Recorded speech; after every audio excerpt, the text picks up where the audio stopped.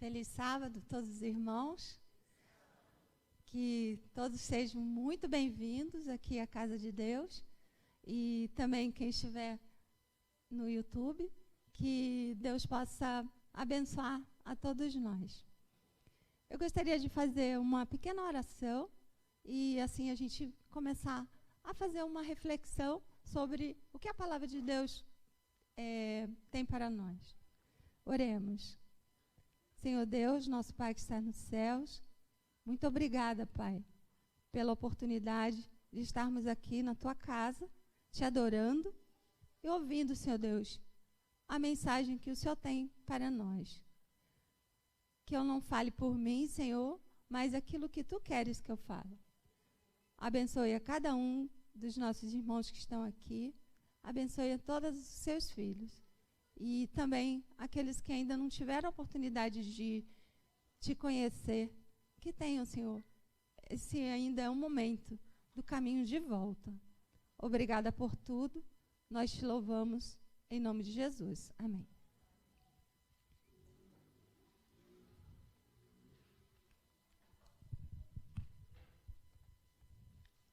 Eu gostaria de começar lendo Gênesis 3, do verso 4 até o verso 10.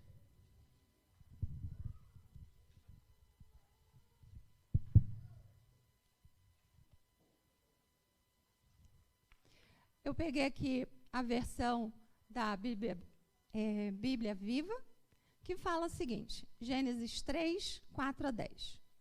Disse a serpente à mulher, certamente não morrerão. Deus sabe que no dia em que dele comerem, seus olhos se abrirão e vocês serão como Deus, conhecedores do bem e do mal. Quando a mulher viu que a árvore parecia agradável ao paladar, era atraente aos olhos e, além disso, desejável para dela se obter discernimento, tomou do seu fruto, comeu e deu ao seu marido, que comeu também. Os olhos dos dois se abriram e perceberam que estavam nus. Então, juntaram folhas de figueira para cobrir-se. Ouvindo o homem e a sua mulher os passos do Senhor Deus, que andava pelo jardim, quando soprava a brisa do dia, esconderam-se da presença do Senhor Deus entre as árvores do jardim. Mas o Senhor Deus chamou o homem, perguntando, onde está você? E ele respondeu, ouvi teus passos no jardim e fiquei com medo, porque estava nu, por isso me escondi. Algumas frases aqui foram bem destacadas. Conhecedor do mal, desejável para se obter discernimento. Os olhos dos dois se abriram, perceberam que estavam nus, esconderam-se da presença do Senhor, e o Senhor Deus os chamou o homem, e o homem respondeu que estava com medo. Se nós pegarmos os dois primeiros capítulos que antecedem aqui o capítulo 3 de Gênesis, esses dois capítulos, eles apresentam que o ser humano saiu das mãos do Criador perfeito. Ele saiu saudável, feliz, com alegria e nada faltava para o ser humano. Tudo era felicidade. Só que, ainda nesses versículos, fala que Deus falou aos nossos primeiros pais que não deveriam tocar na árvore do conhecimento do bem e do mal. Nós sabemos que o mal, ele não começou ali. Ele já existia. Mas não existia entre os seres humanos, entre os animais, entre a vegetação. Não existia o mal. E Deus queria preservar os nossos primeiros pais de conhecerem ou experimentarem verdadeiramente o que representava o mal. Não é meu objetivo aqui explicar a origem do mal, mas apenas levar a gente a refletir sobre algumas consequências que o mal gerou aqui na Terra após a sua entrada e que estão presentes em nossos dias até hoje. E também refletir como nós podemos fazer esse caminho de volta. Nós sabemos que os nossos primeiros pais, eles duvidaram da palavra do Criador, eles tocaram, comeram do fruto, e a partir daquele momento, eles passaram a serem conhecedores do mal. Passaram a conhecer a vergonha, quando eles perceberam que estavam nus, estavam sentindo vergonha. Eles passaram a sentir medo, com a própria fala de Adão. Eu fiquei com medo. Passaram a sentir tristeza, dor, luto, vazio existencial e passaram a experienciar também a morte. Enfim, passaram a conhecer o mal.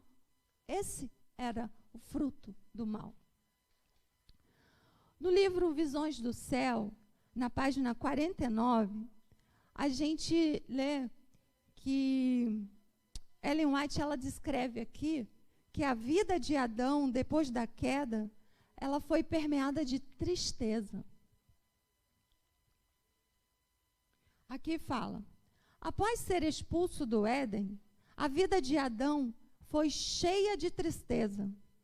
Cada folha a murchar, cada vítima do sacrifício, cada mácula da pureza humana era uma lembrança do seu pecado, e terrível foi a sua aflição ao ter que deparar com a acusação que lhe faziam como causa do pecado. Agora, o que é a tristeza? A tristeza, ela é uma emoção que é inerente ao ser humano. Todos nós temos essa emoção. Agora, por que geralmente nós sentimos a tristeza? Geralmente é causada por algum acontecimento que é bem específico, como a perda de uma pessoa querida, uma perda financeira importante, problemas que a gente, às vezes, pode passar no trabalho ou na nossa família. Mas a tristeza, geralmente, ela não afeta a produtividade da pessoa. Porque mesmo com a tristeza, a gente consegue fazer as nossas tarefas, as tarefas simples, né, do nosso dia a dia. E a recuperação, quando a gente tem essa tristeza, geralmente é em pouco tempo e voltando a pessoa a ter a sua vida normal, seu dia a dia.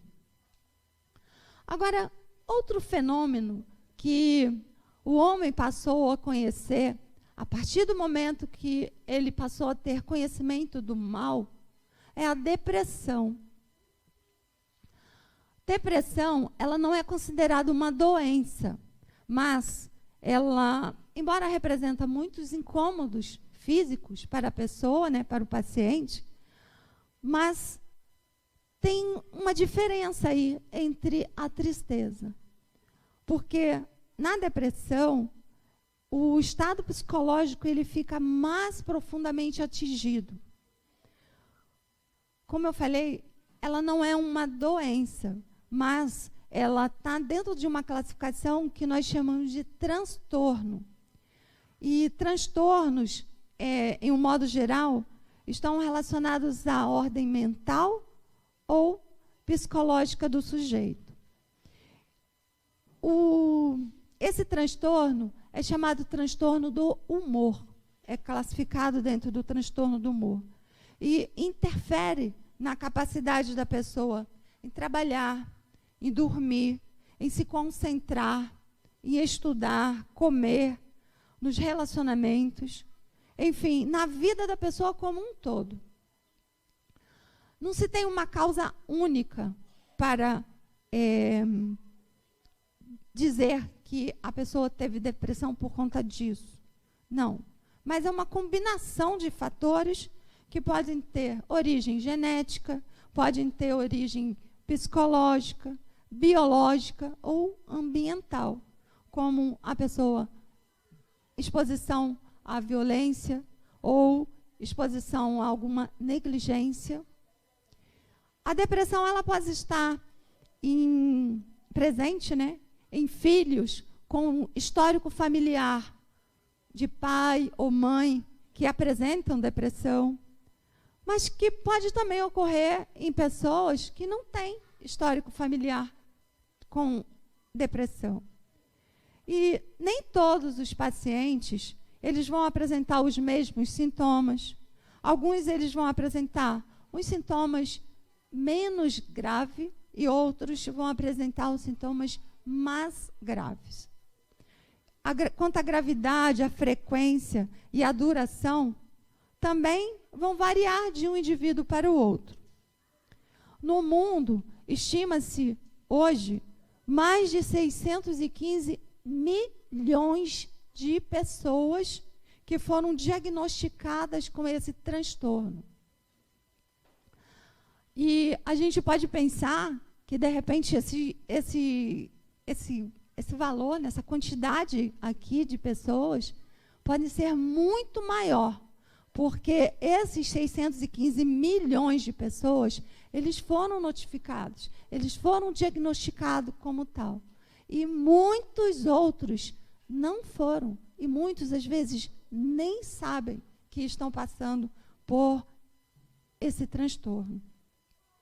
Agora, qual é o caminho de volta para a gente lidar com a depressão, com alguém que esteja passando por esse transtorno, por esse sofrimento psíquico? Eu gosto muito da passagem de 1 Reis, capítulo 19, de 1 a 18. Mas eu não vou ler aqui. Eu só quero pontuar algumas partes aqui que Deus deixou como uma metodologia para que nós pudéssemos ajudar alguém que está passando por um sofrimento desse. Porque, geralmente, a pessoa que está passando por depressão, ela por si só, ela não consegue sair daquele sofrimento mental, emocional que está passando.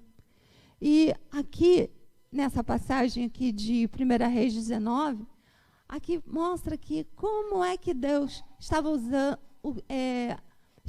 atuando na vida do profeta Elias, e como Deus, ele deixou esse modelo para a gente, esse exemplo aqui para a gente, como que a gente pode ajudar alguém que está passando por um sofrimento desse. Aqui a gente vê que quando Elias saiu daquele grande evento, ele teve muito medo e ele fugiu. E aqui nos fala que ele entrou numa caverna. Literalmente, Elias, ele entrou numa caverna e ele queria dormir, que é um dos sintomas da pessoa que passa por depressão.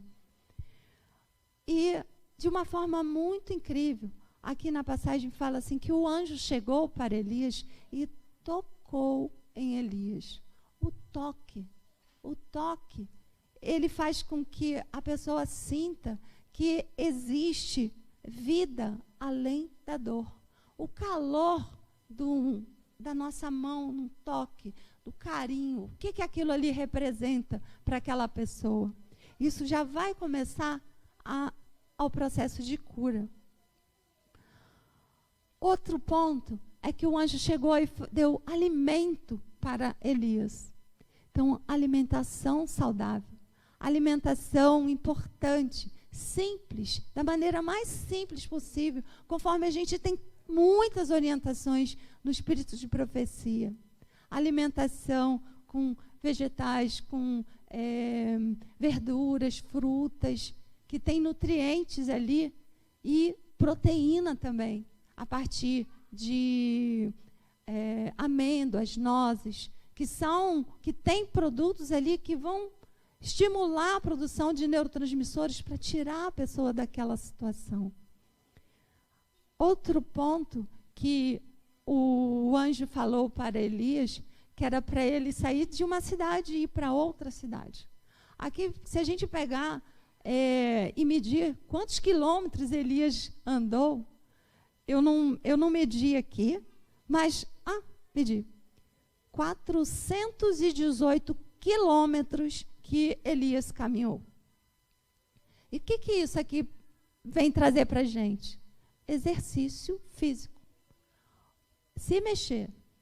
Não obrigatoriamente ir para a academia, mas fazer algum exercício. Que isso daí vai melhorar a circulação, isso daí vai dar um equilíbrio no metabolismo e a busca de uma homeostase dentro do corpo da pessoa.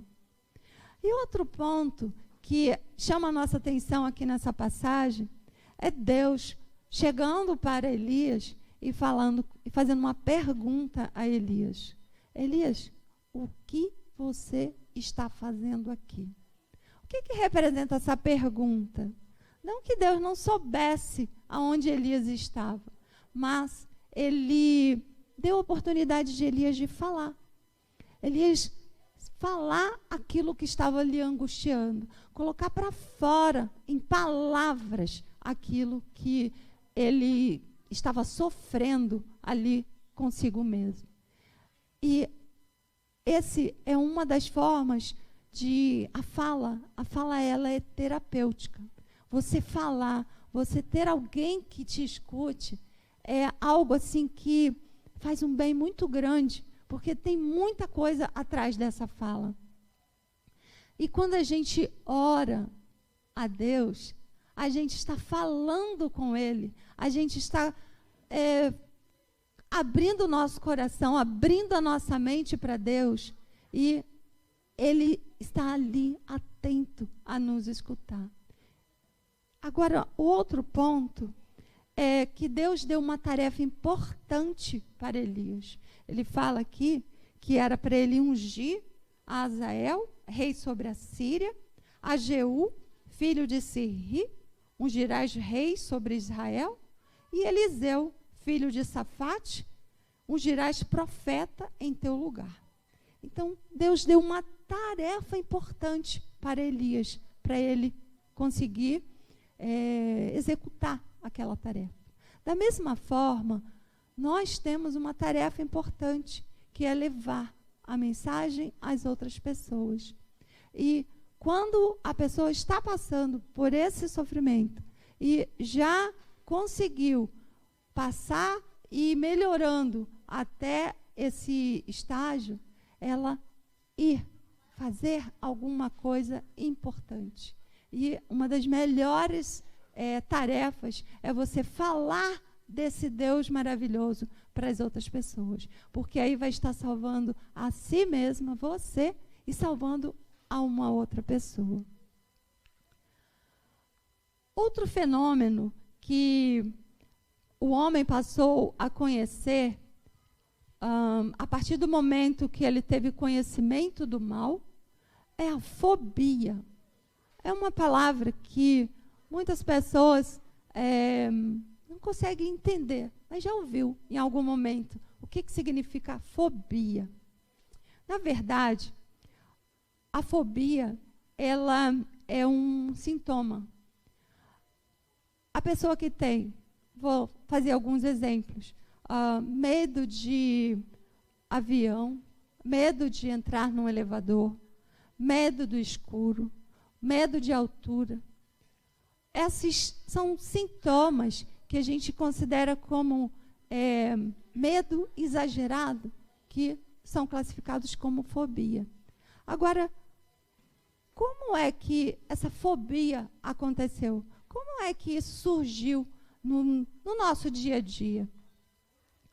A causa da fobia, ela é o resultado de conflitos emocionais, que esses conflitos emocionais, uma experiência que a pessoa, geralmente lá na infância, ela presenciou, e para a psique dela foi algo do insuportável de lidar. Aquilo que foi algo insuportável é como se tivesse sido jogado lá para o inconsciente, lá para o esquecimento. E o que se apresenta no lugar daquilo que foi insuportável é a fobia. É aquele comportamento da pessoa, essa fobia, ele vem como um substituto daquilo que foi insuportável na vida da pessoa, e geralmente lá na infância. É algo como uma febre. Vamos tomar a febre como um exemplo. Se você está com febre, a febre, ela é um sintoma. E ela está sinalizando que você está com alguma infecção em alguma parte do corpo. A fobia, ela é dessa forma. É muito desagradável, é um medo exagerado. Mesmo a pessoa tenha consciência que aquilo é irracional, muitas vezes, não tem lógica, mas ela é tomada de um grandioso temor que a bloqueia de exercer as determinadas funções. É uma forma que a psique encontra para trazer um certo equilíbrio na vida da pessoa, uma homeostase psicológica. Agora, qual é o caminho de volta das pessoas que estão vivenciando fobias? A ajuda consiste em compreender os mecanismos que estão produzindo essa elevada ansiedade. Se conscientizar de que aquele sintoma não é a única maneira que ela tem para poder viver. Procurar pensar no que está por trás daquele medo. Geralmente, na hora que está vivenciando aquele medo, a pessoa não consegue parar para pensar, não consegue refletir sobre o que está acontecendo, apenas está sendo tomada por aquilo. Mas, passando aquela fase aguda, parar e tentar refletir sobre o que gerou o seu pensamento, o que pensou no momento antes de poder sentir todos aqueles sintomas que são extremamente desagradáveis.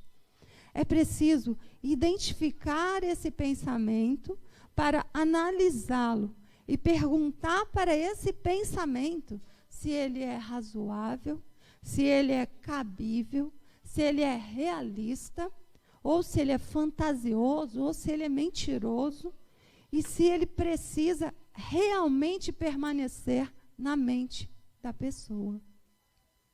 Se você identificar esse pensamento e ver que ele é fora da realidade, então é preciso lutar para que ele não permaneça na sua mente, perturbando e causando uma reação complicada, como a fobia, ou também a síndrome do pânico, que é outro, são muitos mais elementos que estão, no momento que a pessoa está tendo uma crise de pânico.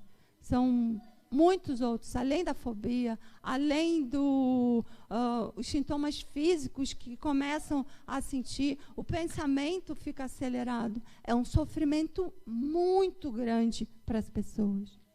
Será preciso trabalhar com esse pensamento, ou seja, modificá-lo ou eliminar aquele pensamento. Exige esforço. Eu gostaria de ler Colossenses 3, verso 2. Aqui nós lemos: pensai nas coisas que são de cima e não as que são da terra. Filipenses 4, 8, também nós temos aqui o caminho de volta. Filipenses 4, 8. Tudo o que é verdadeiro, tudo o que é respeitável, tudo o que é justo, tudo o que é puro, tudo o que é amável, tudo o que é de boa fama, se alguma virtude há e se algum louvor existe, seja isso que ocupe o vosso pensamento. Tem que haver uma perseverança em alimentar a mente com essas qualidades aqui positivas. Exige esforço. Não acontece de uma hora para outra. Exige esforço seu até se tornar um hábito. Para se tornar um hábito, você tem que repetir diariamente, que aí no momento vai se tornar um hábito. Outro fenômeno que o homem passou a ser conhecedor a partir do momento que ele passou a conhecer o mal é o desvalor. O que seria o desvalor? A própria palavra fala assim, é um desvio de valor. Nesse caso que a gente está querendo apontar aqui, é o desvio de valor pessoal. Frases como, eu não tenho valor algum, eu sou um zero à esquerda, eu não sou bonita, eu não valho nada, eu sou imprestável, eu sou desprezível, eu sou incapaz de ser amada, ninguém vai me amar.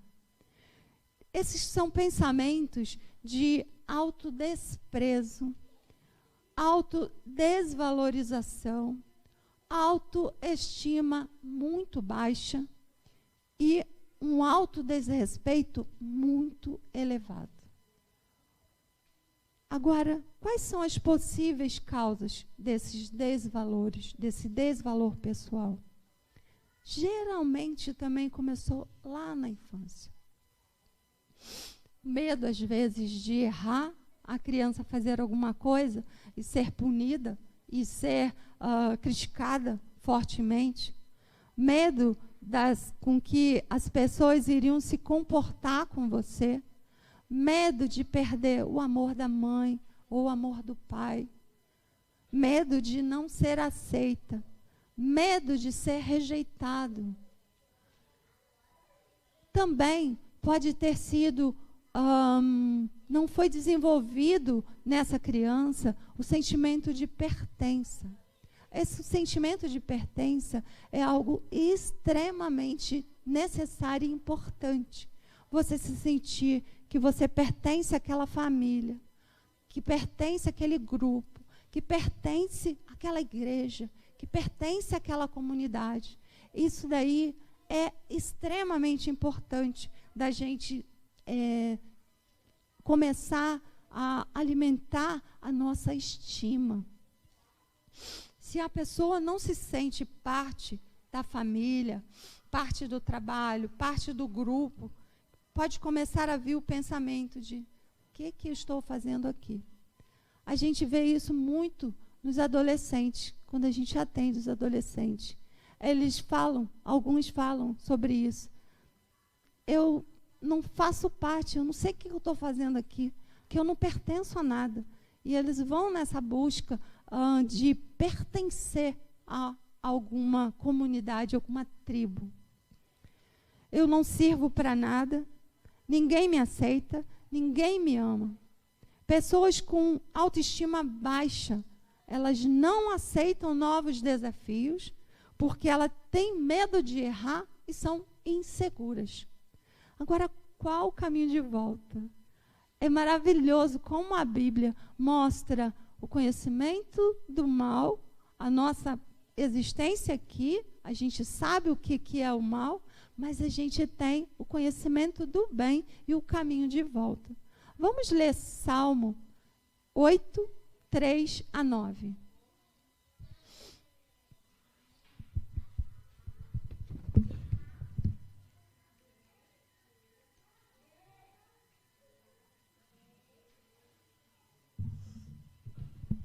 Salmos 8, 3 a 9. Quando contemplo os teus céus, obra dos teus dedos, a lua e as estrelas que ali firmaste, pergunto: que é o homem para que dele te importes? E o filho do homem para que com ele se preocupes? tu o fizeste um pouco menor do que os anjos e coroaste de glória e honra. Tu o fizestes dominar sobre as obras das tuas mãos, sobre os teus pés tudo puseste. Todos os rebanhos e manadas, e até os animais selvagens, as aves do céu, os peixes do mar, e tudo o que percorre as veredas dos mares. Senhor, Senhor nosso, como é majestoso o teu nome em toda a terra. Quando a gente lê essa passagem, lê esse salmo, a gente começa a compreender que Deus, Ele nos criou para sermos pessoas fantásticas. Nós somos obra-prima do Criador. E quando você começa a incutir na sua mente o autorrespeito que se baseia naquilo que Deus pensa de mim e não o que o outro pensa, não que a fala da outra pessoa que é importante, mas quando a gente começa a olhar que Deus se importa demais com a gente, que nós somos seres, nós fomos criados para realmente sermos pessoas fantásticas, nós estamos acima dos animais, da natureza. Deus nos colocou numa posição um pouco abaixo do que os anjos. Olha que importância nós temos para Deus. É preciso interromper pensamentos que são autodesvalorizadores, autodestrutivos, autoatacadores. Quando surgir na sua mente pensamentos como eu não valho nada, diga para si, eu sou filha do Rei do Universo e tenho um valor inestimável para Deus. É o que Deus pensa a meu respeito é que importa, e não o que o outro fala de mim. Mesmo que você tenha feito alguma coisa errada ou tudo de errado, isso não transforma você numa pessoa errada. Você não é um erro. E você aprendeu a pensar dessa forma. Agora, o caminho de volta é você desaprender aquilo que você repetiu, reproduziu a vida inteira na sua existência. Aprender uma nova forma de pensar sobre si mesmo vai exigir esforço, mas nada acontece sem esforço. Se a gente pensar numa criança pequena, aqui na igreja nós temos muitas crianças, se você quer desenvolver na criança o autorrespeito, o valor pessoal e elevar a estima dessa criança, você coloque ele para fazer tarefas domésticas. É pequenininho, desde pequenininho, já começar a ter a importância, a perceber a importância do trabalho. Levar, se é muito pequenininho, levar o seu pratinho, o seu copinho para a pia, crescer um pouquinho, ajuda a mãe a lavar a louça. E mesmo do jeitinho que sabe, vai recebendo orientação, vai recebendo carinho, sem críticas, sem gritaria, mas orientando a criança nas tarefas. Crescer um pouquinho, ajuda a mãe a colocar a pazinha do lixo, e crescer um pouquinho mais, ele vai varrer e a mãe coloca a pazinha do lixo ali. Dobrou as roupinhas da gaveta, a criança coloca dentro da gaveta. E cresceu, ela vai dobrar e a mãe coloca, ou ela mesma vai. Conforme cada tarefa que a criança vai desempenhando, você fala para ela que aquele trabalho dela está bem feito. E incentiva dizendo que suas tarefas estão cada dia melhores. E isso vai registrando na mente da criança o valor de ser útil, o valor que ela tem, que ela pertence àquela família, que é importante para a família e na família. Não é elogiar a criança em si, dizendo que você é linda, que você é maravilhosa, que você... Não, isso daí faz parte, mas é uma parcela tão minúscula. A questão da autoimagem é uma parcela tão pequena dentro desse contexto enorme que é a autoestima. Elogie o trabalho, a persistência do seu filho, os valores, os princípios e a ética que a criança vai aprendendo a desenvolver. Se a criança não faz nada dentro de casa, como é que ela vai desenvolver esse sentimento e valores na sua psique? Sentimentos como: eu tenho valor, eu sou útil, eu sou importante, as pessoas me amam, os meus pais se orgulham de mim. Isso faz parte daquela pessoa que tem a autoestima elevada. Pessoas com autoestima elevada, essas crianças, eles vão se tornar adultos que aceitam novos desafios, que prosperam profissionalmente e que se realiza como pessoa. Essas crianças que são alimentadas com esses valores, com essa ética, com esses incentivos, e laborando e percebendo o quão importante, o quão útil é o seu tarefa, essas pessoas crescem na vida. E nós que já somos adultos, que não tivemos esse incentivo, que não tivemos essa oportunidade que hoje as crianças têm, que a gente consiga focar naquilo que Deus pensa sobre mim, aquilo que eu sou importante para Deus, e alimentar a sua mente com essas coisas que vão elevar a sua autoestima. Esse é o caminho de volta. Outro fenômeno que a gente passou a ser conhecedor, e eu acredito que todos nós sentimos, é a angústia existencial. É como se fosse um buraco que atravessasse no nosso ser. Em algum momento, você que parou para refletir, ou está sofrendo, isso é muito sentido dentro de você. A psicologia, ela não consegue explicar esse fenômeno, porque esse fenômeno, ele está no nível espiritual, ele está na categoria espiritual. E qual é o caminho de volta? É exatamente o caminho inverso do que fizeram os nossos primeiros pais no Éden. Eles conheceram o mal experimentalmente. O mal literalmente penetrou em seus corpos, nas suas células, no psiquismo da raça humana. Por isso, nós sofremos, nós envelhecemos e nós morremos.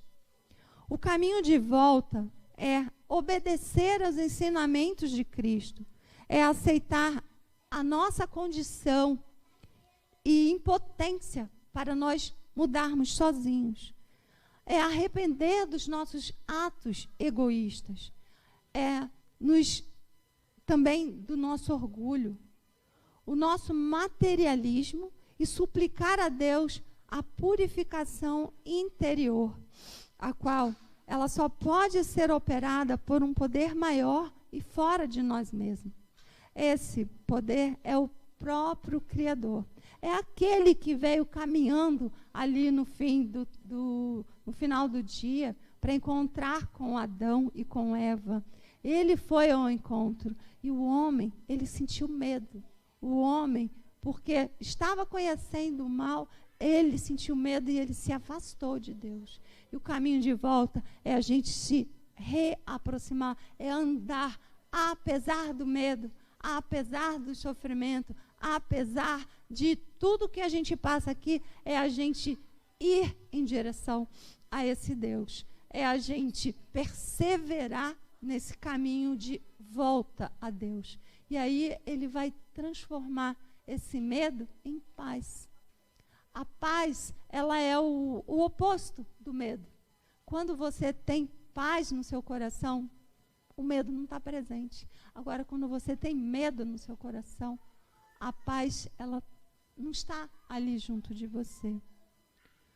Eu gosto muito de ler Miqueias, capítulo 6, verso 8. A tradução que eu peguei aqui fala: ó homem, já foi explicado o que é bom e o que o Senhor exige de você. Praticar o direito, amar a misericórdia e caminhar humildemente com o seu Deus. Deus, ele sempre vai ao encontro do homem. Então, nós não devemos fugir como o homem fez, mas andar humildemente com Deus. O que é a humildade? Muitas pessoas, no senso comum, falam que a humildade é a pobreza. Mas a humildade é você estar vazio de todo o orgulho que é inerente ao ser humano. E como você consegue se livrar desse orgulho, diminuir esse orgulho para que tenha espaço ali dentro de você e o Espírito Santo entre e se apresente, preencha aquele vazio existencial, preencha aquele espaço que está ali, o orgulho bem pequenininho, porque ele não vai ser retirado da gente, mas ele vai ser isolado, ele pode ficar pequenininho ali dentro do nosso ser. Andar humildemente com Deus é você se colocar diante dele e permitir a presença do Espírito Santo na sua vida. Utilize instrumentos como a Bíblia, a oração e a natureza. Nós precisamos da Bíblia. A leitura dela, em busca da verdade, da vida, resultará em nos colocar no caminho de volta. Eu gostaria de ler A Ciência do Bom Viver, página 136, que nos fala: justamente na medida em que a palavra de Deus é recebida e observada, impressionará ela com a sua potência e tocará com sua vida toda a fonte de ação, toda a face de caráter. Purificará todo o pensamento, regulará todo o desejo. Aqueles que fazem da palavra de Deus a sua confiança, portar-se-ão como homens e serão fortes. Erguer-se-ão acima de tudo quanto é baixo, a uma atmosfera isenta de contaminação. Tal vida será um elemento de força na coletividade, será uma barreira contra o mal, uma salvaguarda para o tentado, uma luz guiadora aos que, por entre dificuldades e desânimos, estão buscando o caminho verdadeiro. Outra forma de a gente encontrar o caminho de volta, a gente tem observando a natureza. Aqui em Petrópolis, como nós somos privilegiados em contemplar, em termos montanhas, árvores, aves, e são tantas coisas que a gente pode parar um pouco e começar a refletir no Deus que criou tudo isso. E isso daí vai fazendo a gente fazer o caminho de volta. Deus, ele vai se revelar a você de uma maneira pessoal. Esse é o caminho de volta.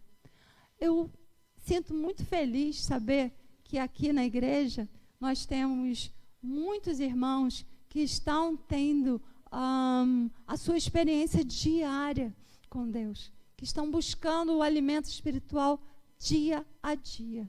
Muitos estão aqui, a primeira coisa que estão fazendo é buscar a Deus em primeiro lugar. É levantar, acordar e já escorregar e já cair de joelho. E ali já começar a falar com Deus. Tem uma passagem da Bíblia que é Salmos Salmo 139, 16, que ele fala assim: antes mesmo do meu corpo tomar forma humana, tu já havias planejado todos os dias da minha vida.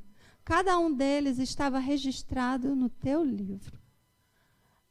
O que essa passagem aqui traz para a gente?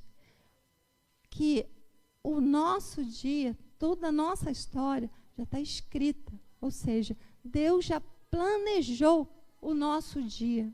Então, de manhã, a primeira coisa que nós precisamos fazer, e que muitos dos nossos irmãos estão fazendo, é buscar a Deus, é falar com Deus e pedir a Ele: Deus, eu sei que o Senhor planejou o meu dia, eu não sei o que está na minha frente, mas eu quero que seja executado aquilo que o Senhor planejou para mim, aquilo que o Senhor planejou para hoje para mim, e eu quero fazer parte desse planejamento que o Senhor determinou, que o Senhor fez para mim. E eu queria fazer uma convocação a todos os irmãos, na verdade, um desafio de você experimente. A primeira coisa a você fazer é ter o seu momento pessoal com Deus. Depois tem o culto familiar, mas você precisa, até as crianças, elas mesmas, ler a historinha, ler a Bíblia, ter o seu momento, falar com Deus da forma como ela sabe falar. Cada um experimentar, acordar um pouquinho mais cedo e naquele momento, ter o seu momento com Deus. Vocês vão ver como a vida de vocês e nossa vida vai ser modificada e a gente vai estar no caminho de volta. Eu gostaria que terminar aqui fazendo uma oração e convidar todos que fiquem em pé para a gente fazer uma oração e de entrega a Deus. Pai, embora nós sejamos conhecedores do mal e nós temos experimentado a dor, o sofrimento, nós queremos experimentar a sua companhia. Nós queremos andar humildemente ao seu lado. Pai, nós queremos e temos a verdade. Nós queremos e é preciso nós termos o retorno à vida verdadeira. Pai, eu quero paz no lugar do medo. Cada um dos nossos irmãos aqui também querem paz em lugar do medo. Pai, nos alimenta, nos fortalece, esclarece a nossa mente a cada dia. Faz a gente sentir que nós somos valiosos para Ti. Firma, Senhor, a nossa mente na confiança de que o Senhor nunca vai nos deixar sozinhos e que o Senhor tem uma estima inexplicável por cada um de nós. Pai, nós queremos consagrar a nossa vida a Ti. Nós queremos a cada dia ter o primeiro contato. Assim como a gente se alimenta fisicamente, a gente também quer ter o alimento espiritual para aquele dia. E queremos saber, Senhor, quais são os seus planos para aquele dia que o Senhor já fez, o Senhor já de antemão já planejou. Senhor, abençoe a igreja de Nogueira. Abençoe a cada um dos nossos irmãos que está aqui presente e extensivo a todos os seus familiares. Abençoe-nos e nos leva, Senhor, para o Teu reino, muito em breve, quando Jesus voltar, que nós estamos muito ansiosos por isso. Obrigada por tudo. Obrigada porque o Senhor vem ao nosso encontro. Obrigada porque o Senhor tem nos chamado e o Senhor quer tirar de nós o medo.